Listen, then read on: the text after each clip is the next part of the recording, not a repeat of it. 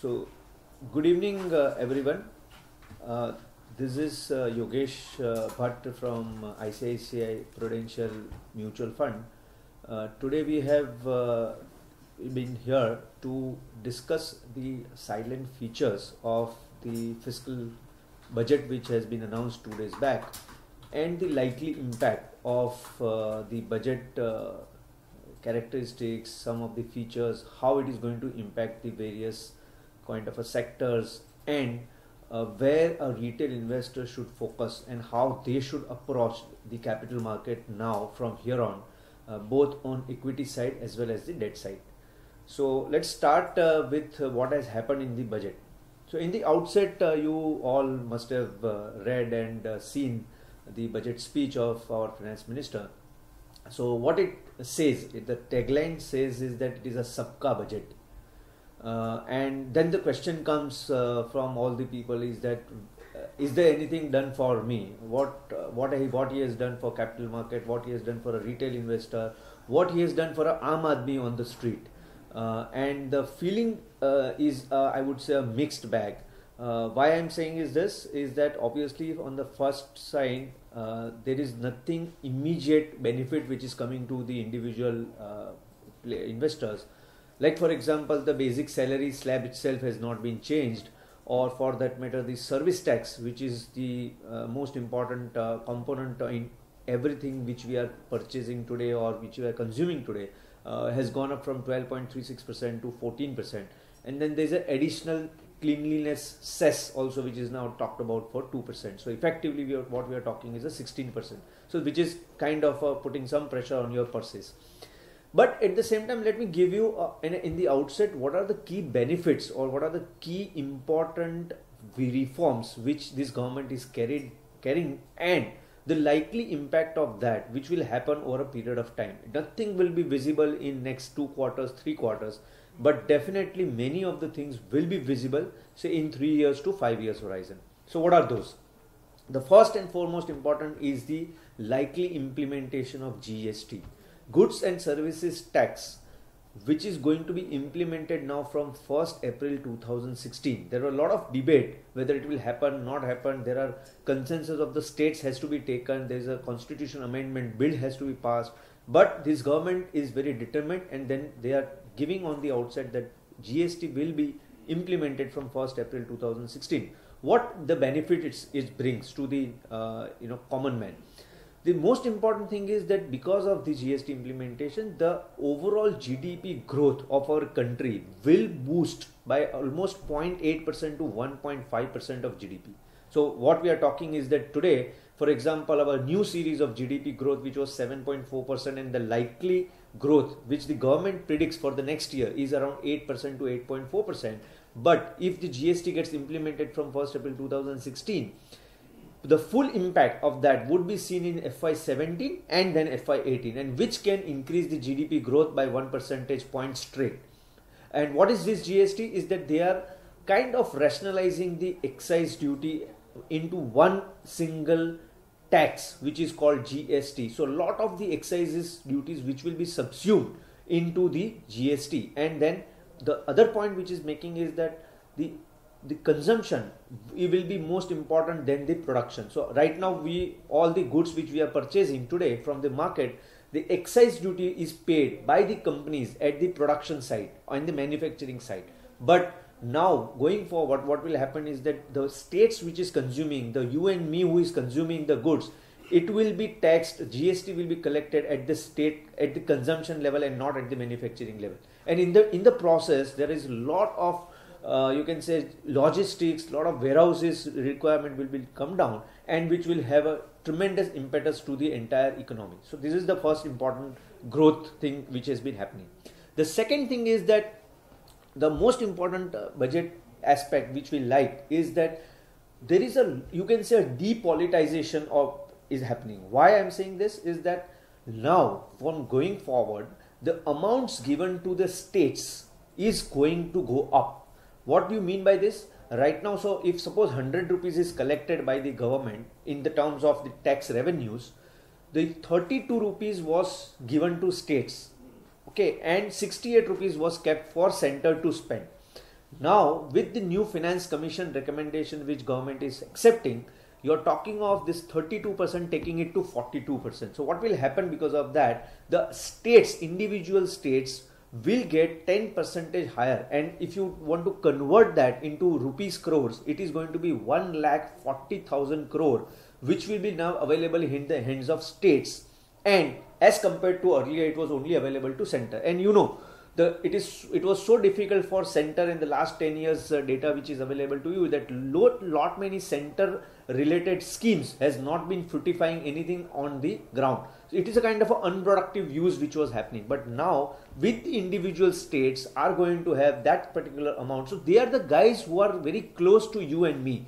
They are the guys who knows. For example, in one of the particular areas, say for example hypothetically in say Orissa, one particular jilla wants to spend certain amount, but right now it is not possible for him because the collection is not coming to him. But now if the collection is there in his hands, he is the best guy to judge what is the today's need of that particular jilla, and he can actually spend. So that is the most important and a positive impact which we will see over a period of time.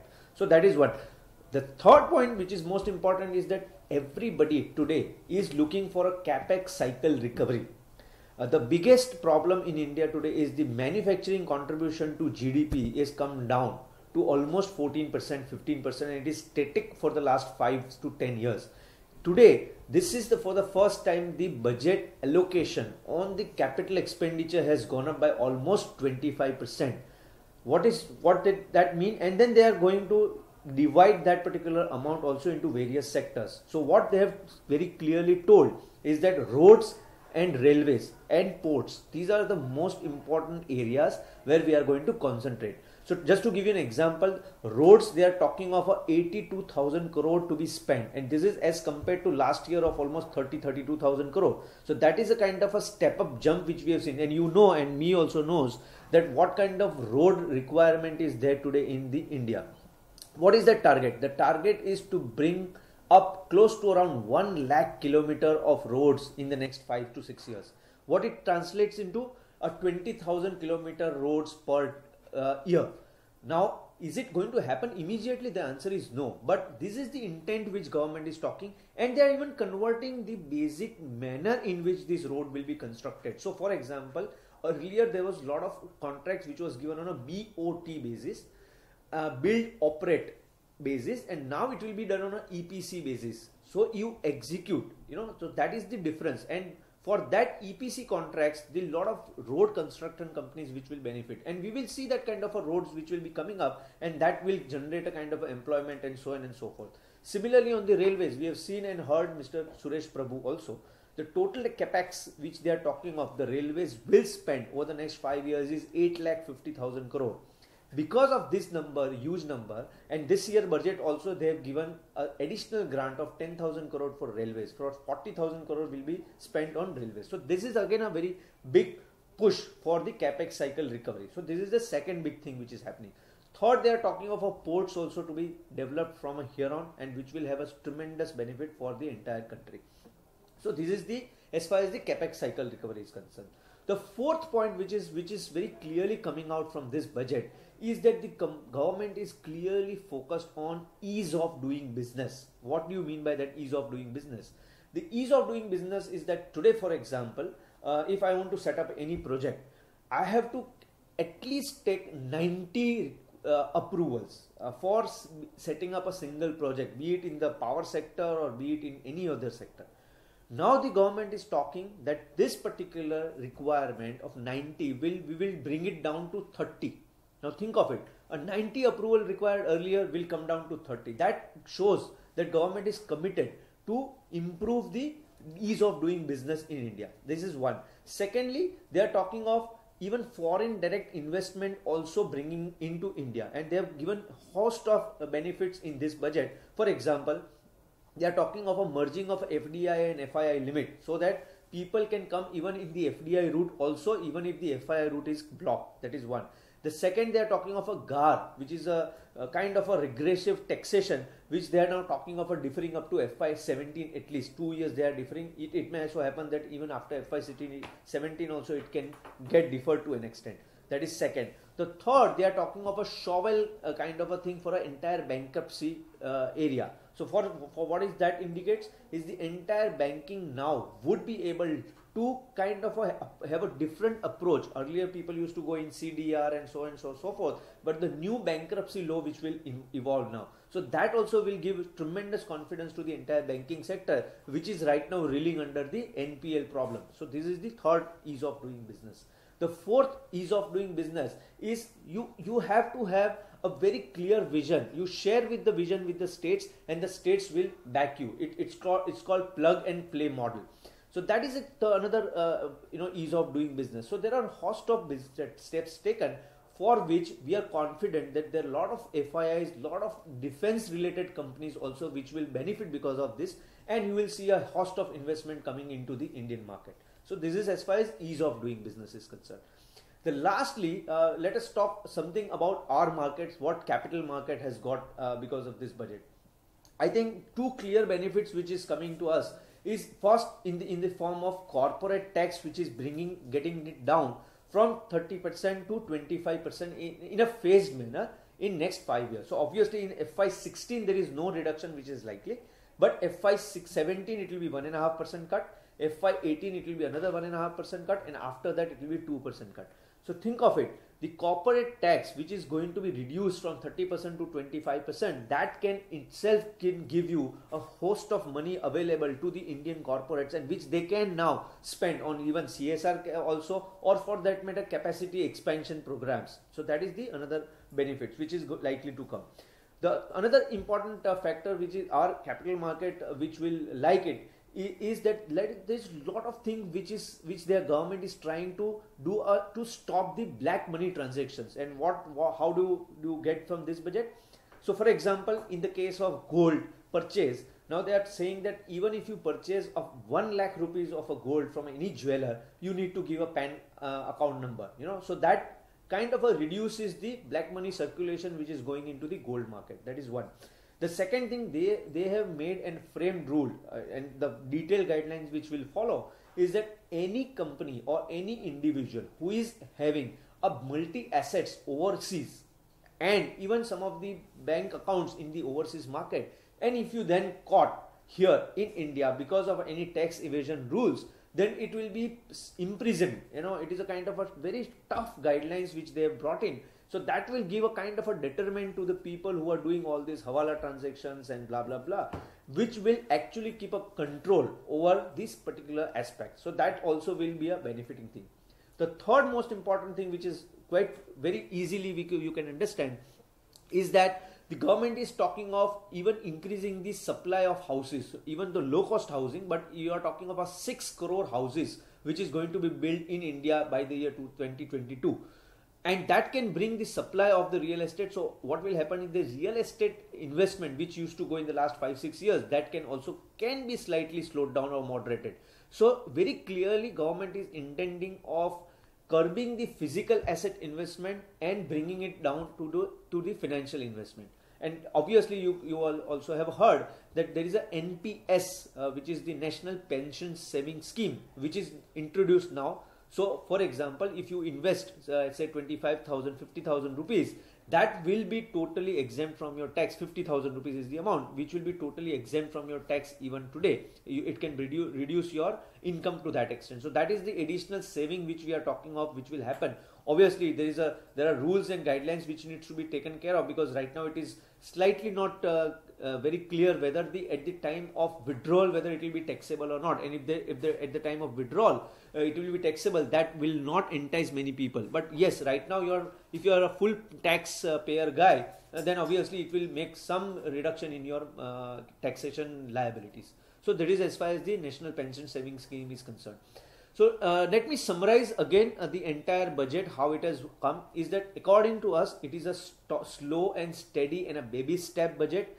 There is no big bang reforms which they have announced in this, said we will do this, we will do that, because the way the revenue and the expenditure estimates also which they have kept, and even the fiscal deficit target which they have kept, it was in fact 3.9% vis-a-vis expectation of 3.6%.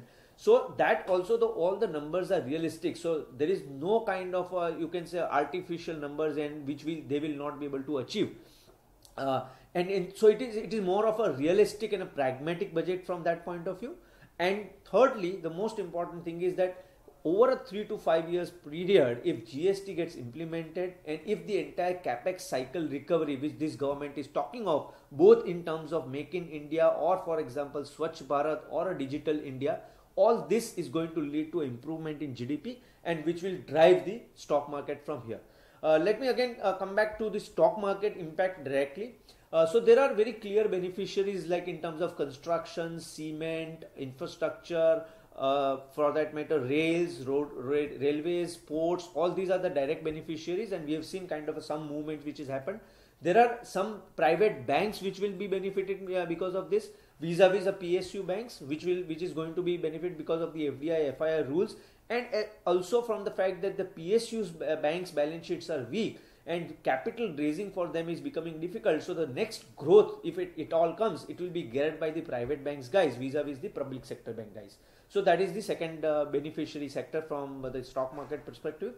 The third positive sector you can consider of is right now the entire capital goods, and you know the entire capital goods segment has been bombed sector for the last 5 years, and there are a lot of issues in the balance sheets of some of the companies. But this cap goods industry and the industrials also can have a good fillip if the capex recovery happens and the economy comes back to the growth of 9% or 8.5%. So that is the third clear beneficiary which we can see from here on. The negatives is obviously there are a couple of negatives from the sector point of view. You know, the cigarette excise hike which has happened, and because of that we have seen a knock in some of the cigarette companies. So that is a clear negative which has happened. The second negative is the maybe some telecom sector and some of the services sector, because the service tax has gone up and it is not possible for at this juncture for all these companies to pass on that service tax jump to the customers. So that is kind of a clear negative which is coming up. And the third which according to us is on the valuation front, some of the companies in the kind of a rural consumption play which are running high, and because of the kind of not so big saving which is happening in the terms of rural income, there is a possibility of some pressure as far as those sectors is concerned. So this is as far as the sector analysis is concerned.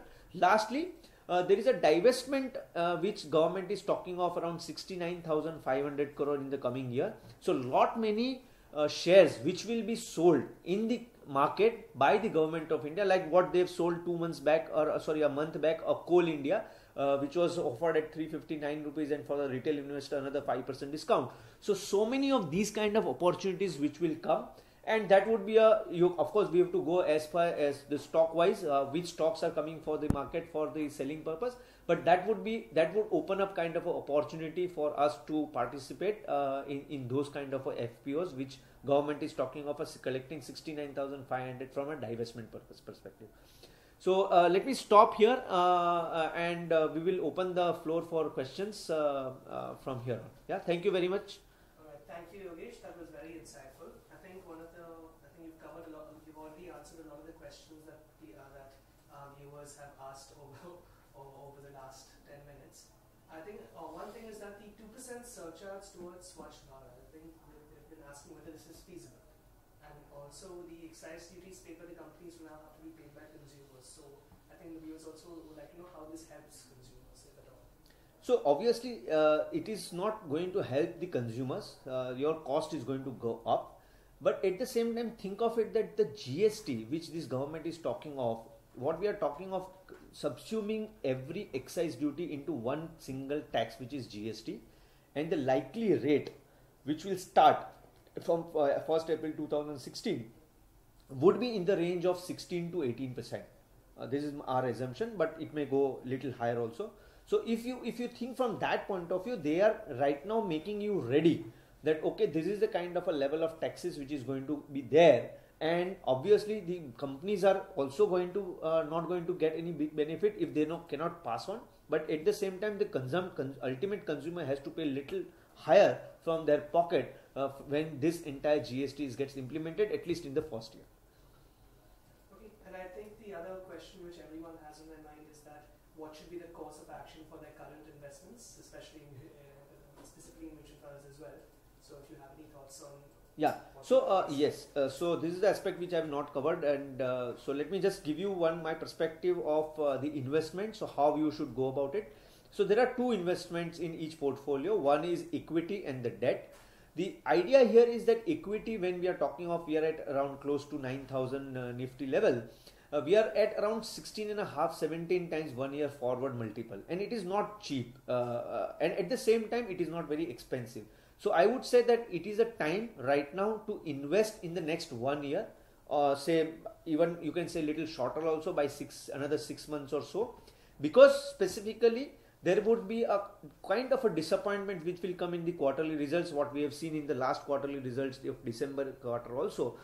But at the same time, even next quarter and the coming quarter, first quarter of FY16 also is not going to be that robust, and hence you will get a good volatility in the equity markets. There could be some possibility of a global turmoil also which can happen, maybe in terms of Greece, or maybe in terms of Ukraine, maybe in terms of China, or maybe in terms of Europe.